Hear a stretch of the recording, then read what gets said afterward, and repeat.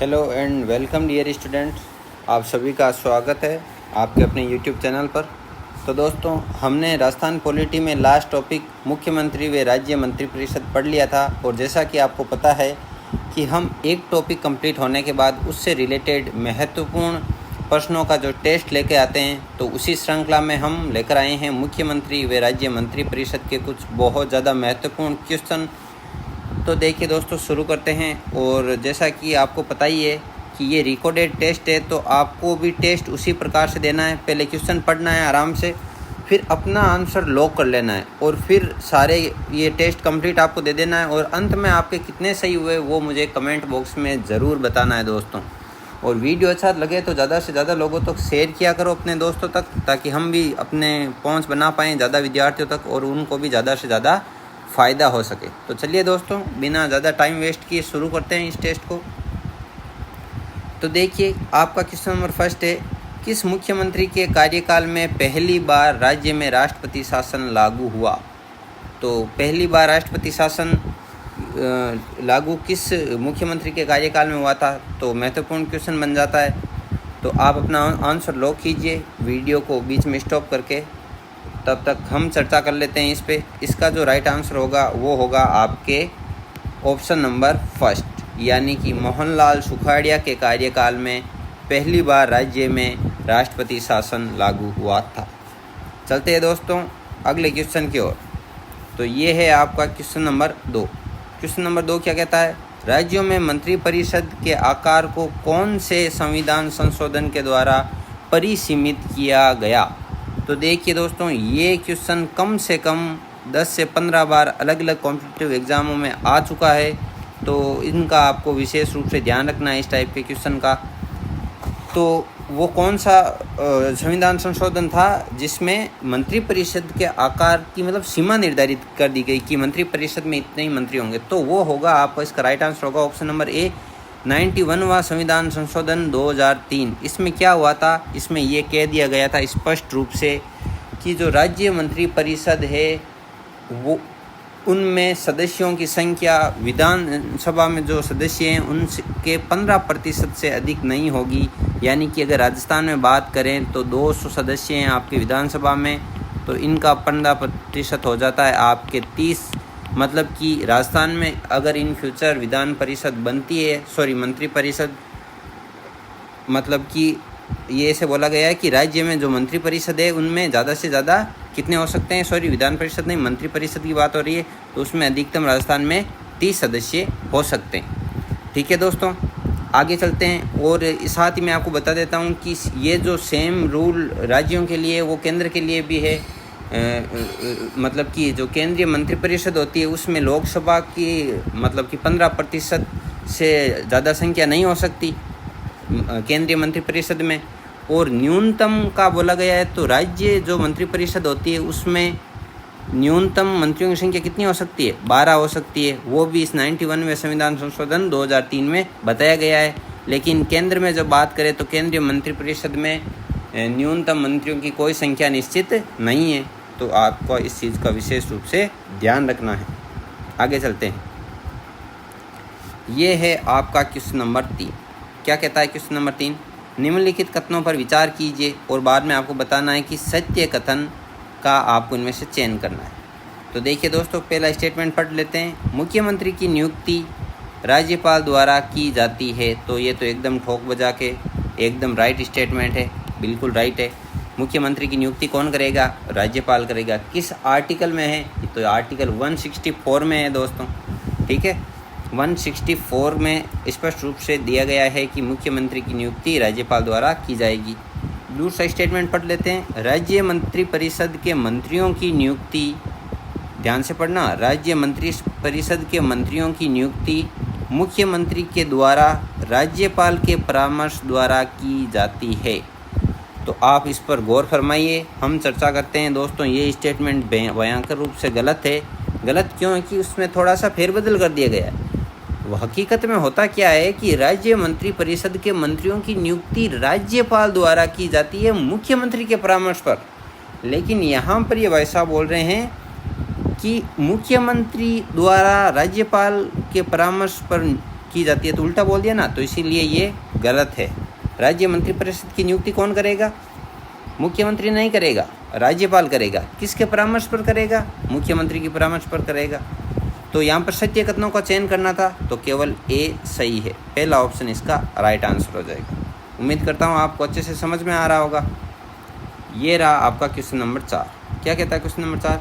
संसदीय सचिव के बारे में असत्य है। तो पहले तो आपको ध्यान रखना है, नहीं है, असत्य है, इनके पहले ही आपको गोला कर लेना है ऐसे, ताकि ये हाईलाइट रहें। संसदीय सचिव की नियुक्ति मुख्यमंत्री के द्वारा की जाती है, बिल्कुल की जाती है, एकदम सही बात है। मुख्यमंत्री इन्हें शपथ दिलाते हैं, ये भी स्टेटमेंट राइट है। और आगे का क्या है? ऑप्शन नंबर सी, संसदीय सचिव राज्यपाल के प्रति उत्तरदायी होते हैं। इसको थोड़ा पेंडिंग रहने देते हैं अभी। और मुख्यमंत्री द्वारा संसदीय सचिव को बर्खास्त किया जाता है, ये भी सही है, यानी कि ये आपका गलत स्टेटमेंट है। संसदीय सचिव राज्यपाल के प्रति नहीं, मुख्यमंत्री के प्रति ही उत्तरदायी होते हैं। तो एक बार मैं आपको थोड़ा सा बता देता हूँ इधर हाईलाइट करके। ये है आपका संसदीय सचिव, ठीक है दोस्तों, संसदीय सचिव। इनकी नियुक्ति कौन करेगा दोस्तों? नियुक्ति करेंगे आपके सीएम। ये किसके प्रति उत्तरदायी होंगे? उत्तरदायी होंगे सीएम के। इन्हें बर्खास्त कौन कर सकता है? बर्खास्त भी सीएम कर सकता है। और ये अपना त्यागपत्र भी किसको देंगे? सीएम को देंगे। तो सारा कुछ मामला यहाँ पे संसदीय सचिव का आता है, तो मुख्यमंत्री की बात आ जाती है। तो ठीक है दोस्तों, उम्मीद करता हूँ आपको अच्छे से समझ में आया होगा। आगे चलते हैं। क्वेश्चन नंबर 5 है आपका, निम्न में से कौन सा कथन सही है? तो सही कथन के बारे में देखना है। आप भी साथ साथ में वीडियो रोकिएगा, पहले अपना आंसर लॉक कीजिएगा और उसके बाद आगे वीडियो देखिएगा, ठीक है साथियों। स्टेटमेंट नंबर 1 पढ़ लेते हैं। मंत्रिपरिषद के प्रमुख के रूप में सामान्यतया मुख्यमंत्री का कार्यकाल 5 वर्ष का होता है। अब देखिए दोस्तों, गौर फरमाइए। नॉर्मली मुख्यमंत्री का कार्यकाल राज्यपाल के प्रसाद पर्यंत तक रहता है, लेकिन यहाँ पर जो वर्ड आया है सामान्यतः, इन जनरल मुख्यमंत्री का कार्यकाल 5 वर्ष का होता है। ये बात बिल्कुल सही है दोस्तों। और दूसरा क्या है? मुख्यमंत्री राज्यपाल के प्रसाद पर्यंत अपने पद पर नहीं बना रहता है, बिल्कुल बना रहता है भाई, ये हो गया गलत, ठीक है। तो हमें पूछा गया कौन सा कथन सही है, तो केवल पहला स्टेटमेंट इसमें सही है, मतलब कि ए ऑप्शन इस क्वेश्चन का राइट आंसर है। चलते हैं अगले क्वेश्चन की ओर। क्वेश्चन नंबर 6 क्या कहता है? क्वेश्चन नंबर 6, राज्य मंत्रिपरिषद के वेतन भत्तों का निर्धारण किसके द्वारा किया जाता है? तो इसमें आपको सीधा ही याद रख लेना है, अगर आपको पता है तो अच्छी बात है। विधानमंडल द्वारा राज्य मंत्रिपरिषद के वेतन भत्तों का निर्धारण किया जाता है, ठीक है दोस्तों। इस चीज़ का आपको थोड़ा विशेष रूप से ध्यान रखना है। कई लोग इसमें संसद कर देते हैं और कई लोग इसमें राज्यपाल कर देते हैं। तो ये होता है राज्य मंत्रिपरिषद के वेतन भत्तों का निर्धारण विधानमंडल द्वारा। आगे चलते हैं दोस्तों। क्वेश्चन नंबर 7 है आपका, मुख्यमंत्री के बारे में निम्नलिखित में से कौन सा कथन गलत है? अब देखो वापस गलत क्वेश्चन ऑप्शन कौन सा स्टेटमेंट गलत है ये पूछा है, तो पढ़ लेते हैं सारे स्टेटमेंट। स्टेटमेंट नंबर ए, संविधान में मुख्यमंत्री की नियुक्ति और चुनाव के लिए कोई विशेष प्रावधान नहीं है। अगला पढ़ लेते हैं। अनुच्छेद 154 में उल्लेख है कि राज्यपाल मुख्यमंत्री की नियुक्ति करेगा।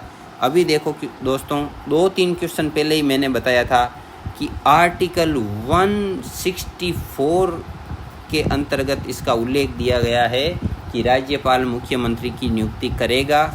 तो यहाँ पर दे रखा है अनुच्छेद 154 नहीं होगा, 164 होगा। तो ये ऑटोमेटिक आपका स्टेटमेंट गलत हो गया और हमें गलत के बारे में ही पूछा गया था, मतलब ऑप्शन बी इसका करेक्ट आंसर हो गया। बाकी को देखने की ही ज़रूरत नहीं है। पढ़ लेते हैं बाकी। राज्यपाल किसी भी व्यक्ति को मुख्यमंत्री नियुक्त करने के लिए स्वतंत्र है, बिल्कुल स्वतंत्र है। हालांकि वो परंपरा है कि बहुमत दल के नेता कोई वो नियुक्त करता है मुख्यमंत्री के रूप में, बाकी वो स्वतंत्र है। डी भी पढ़ लेते हैं। संविधान में ऐसी कोई व्यवस्था नहीं है कि मुख्यमंत्री अपनी नियुक्ति से पहले बहुमत साबित करे, बिल्कुल ही नहीं है इस प्रकार की व्यवस्था। लेकिन बाद में नियुक्त होने के बाद उसे बहुमत साबित करना ज़रूरी होता है। आगे पढ़ लेते हैं। क्वेश्चन नंबर 8 है ये आपका, मुख्यमंत्री की नियुक्ति राज्यपाल करेगा। संबंधित प्रावधान का उल्लेख संविधान में कहाँ किया गया है। अब ये तो किसी का भी गलत नहीं होना चाहिए, और ये पहले ही इसका आंसर लीक हो चुका है। अनुच्छेद 164 के अकॉर्डिंग साफ साफ उल्लेख किया गया है कि राज्य में मुख्यमंत्री की जो नियुक्ति है वो राज्यपाल करेगा। और अनुच्छेद 163 में इसमें क्या है, इसमें है कि राज्य की एक मंत्रिपरिषद होगी, और जिसका प्रधान कौन होगा, उसका प्रधान मुख्यमंत्री होगा। ठीक है दोस्तों, आगे चलते हैं। ये रहा आपका क्वेश्चन नंबर 9। राज्य मंत्रिपरिषद के संदर्भ में निम्नलिखित कथनों पर विचार कीजिए। मतलब, और विचार करके क्या विचार करना है कि कौन से स्टेटमेंट राइट है। तो पढ़ लेते हैं। विधानमंडल के किसी भी सदन का सदस्य रहे बिना कोई भी व्यक्ति अधिकतम 3 माह तक मुख्यमंत्री के पद पर बना रह सकता है। ये बिल्कुल ही गलत कथन है दोस्तों, क्योंकि विधानमंडल के किसी भी सदन का सदस्य रहे बिना कोई भी व्यक्ति 6 माह तक अधिकतम मुख्यमंत्री या मंत्री दोनों ही पदों पर बना रह सकता है, 6 माह तक अधिकतम। तो यहाँ पे 3 माह का बोल दिया तो गलत है। अगला स्टेटमेंट देख लेते हैं। यदि कोई मंत्री जो निरंतर 6 माह की किसी अवधि तक राज्य के विधानमंडल का सदस्य नहीं है तो अवधि की समाप्ति पर मंत्री नहीं रहेगा। मंत्री बिल्कुल नहीं रहेगा। ये स्टेटमेंट राइट है, एकदम राइट है, क्योंकि आपको पता है दोस्तों कि कोई भी व्यक्ति जो कि न तो विधानसभा और ना ही विधान परिषद का सदस्य है, उसे डायरेक्ट मंत्री बनाया जा सकता है, मुख्यमंत्री बनाया जा सकता है, लेकिन 6 माह की अवधि तक उसे दोनों सदनों में से किसी सदन की सदस्यता लेनी अनिवार्य होगी। यदि वो ऐसा कर पाने में असमर्थ है तो उसका मंत्री पद अपने आप ही क्या हो जाएगा, समाप्त हो जाएगा। जैसे कि अभी पश्चिम बंगाल में ममता दीदी के साथ हो गया ऐसा। ममता दीदी क्या हुई थी, अपनी जिस विधानसभा सीट से वो खड़ी हुई थी वहाँ पर वो हार गई, लेकिन वो सीएम नियुक्त हो गई। तो अब क्या होगा, अब हुआ ये दोस्तों कि बाद में उसे एक सीट खाली करवाई और वहाँ पर जो भी चुनाव प्रक्रिया हुई, तो उस संदर्भ में ये आपको ध्यान में रखना है। तो इसमें क्या हो जाएगा, इसमें पूछा सत्य कथन, तो केवल सेकंड सत्य होगा, केवल सेकंड इसका राइट आंसर होगा।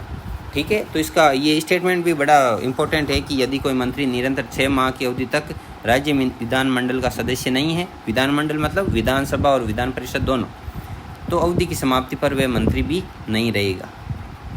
आगे चलते हैं। Question number 9।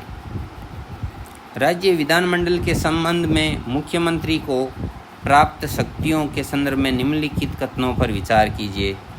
अच्छा, विचार करना है। मंत्रिमंडल के संबंध में मुख्यमंत्री को जो प्राप्त शक्तियाँ हैं उनके जो स्टेटमेंट है वो देख लेते हैं। राज्यपाल मुख्यमंत्री को विधानसभा का सत्र बुलाने या स्थगित करने के संबंध में सलाह देता है। अब देखिए दोस्तों, ये ध्यान से पढ़ना है इस स्टेटमेंट को, इसमें भी फेरबदल कर दिया गया। स्टेटमेंट कह रहा है राज्यपाल मुख्यमंत्री को विधानसभा का सत्र बुलाने या स्थगित करने के संबंध में सलाह देता है। बिल्कुल गलत है ये। यहाँ पर होना चाहिए कि मुख्यमंत्री, यहाँ पर इस प्रकार होना चाहिए, मुख्यमंत्री राज्यपाल को विधानसभा का सत्र बुलाने या स्थगित करने के संबंध में सलाह देता है। विधानसभा का सत्र कौन बुलाएगा, राज्यपाल। आहूत कौन कर सकता है, राज्यपाल, और उसे भंग भी कौन कर सकता है, राज्यपाल। ध्यान रखना है इसका। तो यहाँ पर असत्य कथनों का पूछा है, तो ये एक तो ये हो गया असत्य। दूसरा पढ़ लेते हैं। मुख्यमंत्री सभा पटल पर सरकारी नीतियों की घोषणा करता है। ये बिल्कुल सही है। तो इसमें असत्य कथन कौन सा हो गया, केवल फर्स्ट इसमें असत्य हो गया। आगे बढ़ते हैं। क्वेश्चन नंबर 10 क्या कहता है, क्वेश्चन नंबर 10, निम्नलिखित कथनों पर विचार कीजिए। क्या विचार करना है, कौन कौन से सत्य हैं। पहले मैं आपको वापस बता देता हूँ, एग्ज़ाम में आपको 3 बार 4 बार देख लेना है कि सत्य असत्य है या नहीं है। इन जो वर्ड आते हैं इन पर आपको वो क्या है, एक ब्लैक सर्कल क्रिएट कर लेना है, उनको हाईलाइट कर लेना है ताकि आपका क्वेश्चन गलत ना हो। पढ़ लेते हैं पहला स्टेटमेंट। राज्य मंत्रिपरिषद सामूहिक रूप से राज्यपाल के प्रति उत्तरदायी होगी।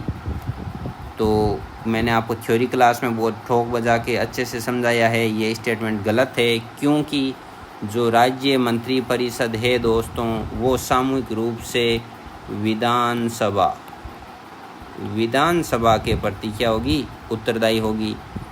और आगे क्या है, राज्य मंत्रिपरिषद व्यक्तिगत रूप से विधानसभा के प्रति उत्तरदायी होगी। ये भी गलत हो गया दोस्तों, क्योंकि जो मंत्री होते हैं वो व्यक्तिगत रूप से राज्यपाल के प्रति उत्तरदायी होते हैं। क्यों होते हैं भाई? क्योंकि मंत्री राज्यपाल के प्रसाद पर्यंत ही अपने पद पर बने रहते हैं। तो पूछा गया है कि निम्न में से कौन सा कथन सत्य है, तो दोनों ही भयानक रूप से असत्य है, यानी कि ऑप्शन नंबर डी इसका राइट आंसर हो जाएगा, न तो फर्स्ट और न ही सेकेंड। आगे चलते हैं दोस्तों, क्वेश्चन नंबर 11, निम्नलिखित कथनों पर विचार कीजिए। क्या पूछा गया है? सत्य कथन चूज करना है आपको। स्टेटमेंट नंबर फर्स्ट है, राज्य की संसदीय व्यवस्था में मुख्यमंत्री राज्य का संवैधानिक प्रमुख होता है। तो देखिए दोस्तों, ये भी स्टेटमेंट आपका गलत है, आपको ध्यान से पढ़ना है। मुख्यमंत्री संवैधानिक प्रमुख नहीं होता। सरकार की संसदीय व्यवस्था का राज्य का संवैधानिक प्रमुख राज्यपाल होता है। तो ये गलत हो गया आपका। सेकंड स्टेटमेंट है, राज्यपाल राज्य का वास्तविक प्रमुख होता है। बिल्कुल गलत है दोस्तों, मैंने अच्छे से बताया था कि राज्यपाल तो होता है संवैधानिक प्रमुख और वास्तविक प्रमुख होता है आपके अपना सीएम। ठीक है, तो यहाँ पे सत्य कथन पूछे गए हैं। अगेन ऑप्शन नंबर डी सही होगा, न तो फर्स्ट सत्य है और न ही सेकंड सत्य है। आगे चलते हैं दोस्तों, तो ये सुमेलित करने वाला क्वेश्चन है, सुमेलित करने वाला। तो सुमेलित करना है आपको इसमें से, तो मैं बता देता हूँ आपको। इसमें ये एक तरफ तो आपके आर्टिकल दे रखे हैं और दूसरी तरफ उन आर्टिकल में जो प्रावधान है उनके स्टेटमेंट लिख रखे हैं, तो आपको सुमेलित करना है। तो देखिए दोस्तों, मैं बता देता हूँ आपको, अनुच्छेद 167 में है आपके मुख्यमंत्री के कर्तव्य।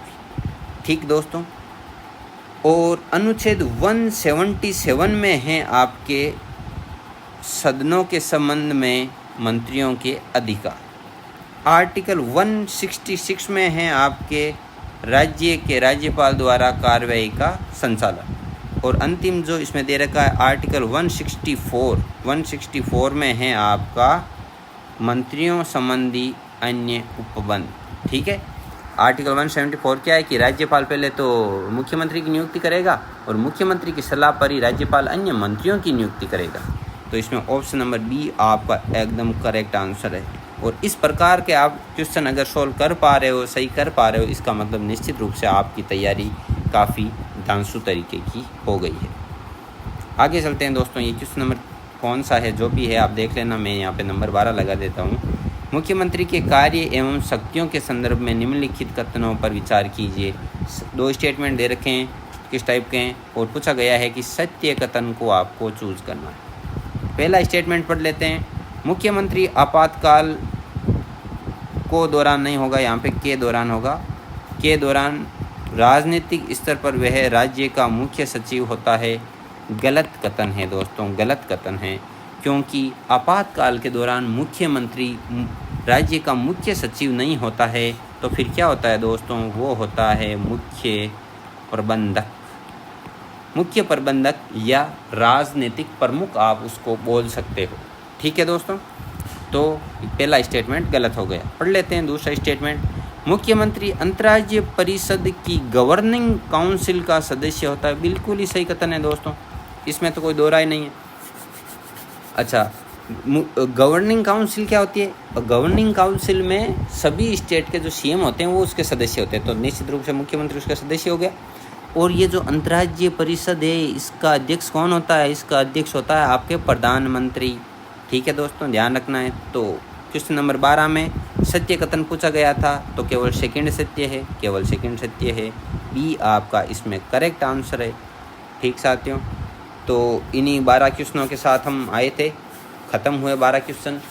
कमेंट बॉक्स में आपको ज़रूर से ज़रूर मुझे बता देना है कि आपके इन 12 में से कितने नंबर आए, और उम्मीद कर रहा हूँ कि आपकी तैयारी बहुत ही धांसू तरीके से चल रही होगी। तो साथियों, आपसे ये इतनी उम्मीद रखूँगा कि आप इस वीडियो को ज़्यादा से ज़्यादा दोस्तों तक शेयर करेंगे और आप खुद भी इस वीडियो का फ़ायदा ज़रूर उठाएंगे। तो चलिए दोस्तों, मिलते हैं अगले एक नए टॉपिक के साथ। तब तक के लिए जय हिंद, जय भारत।